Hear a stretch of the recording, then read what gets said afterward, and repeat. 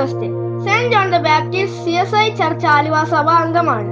Johnny through the സാംസിന്റെ 56-ാം ദിവസത്തിലേക്ക് ഏവർക്കും സ്വാഗതം. ഇന്ന് നമ്മൾ ചിന്തിക്കുന്ന വേദഭാഗം സങ്കീർത്തനം 36.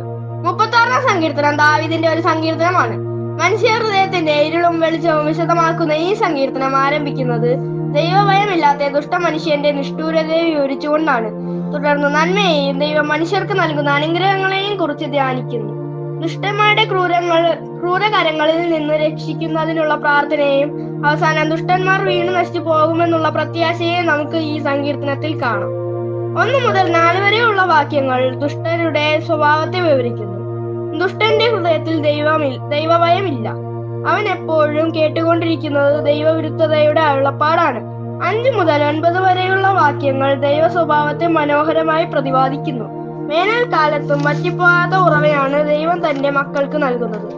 ദൈവത്തിന്റെ ദയയും വിശ്വസ്തതയും നീതി, ന്യായവിധികൾ, സ്നേഹം, കരുതൽ ഇവയെല്ലാം പ്രകൃതിയിലേക്ക് നോക്കി ഗ്രഹിക്കാവുന്നതാണ് എന്ന് വിവരിക്കുന്നു.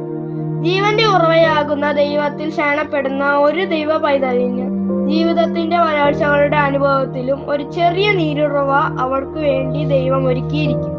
ദുഷ്ടന്മാർ അവർ കുഴിച്ച കുഴിയിൽ അവർ തന്നെ വീഴും. അവൻ മറിഞ്ഞു വീണാൽ പിന്നെ എഴുന്നേൽക്കയില്ല. നമുക്ക് പ്രാർത്ഥിക്കാം.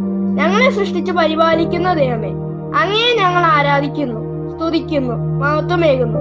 വിശുദ്ധി നിറഞ്ഞ മക്കളായി ദൈവഗീതം അനുസരിച്ച് ജീവിക്കുവാനുള്ള അനുഗ്രഹം ഞങ്ങൾക്ക് നൽകിയാലും ഞങ്ങൾക്കുണ്ടാകാവുന്ന പാപ സാഹചര്യങ്ങളിൽ നിന്നും രോഗങ്ങളിൽ നിന്നും അപകടങ്ങളിൽ നിന്നും ഞങ്ങളെ കാത്തുകൊള്ളണമേ. ആമേൻ.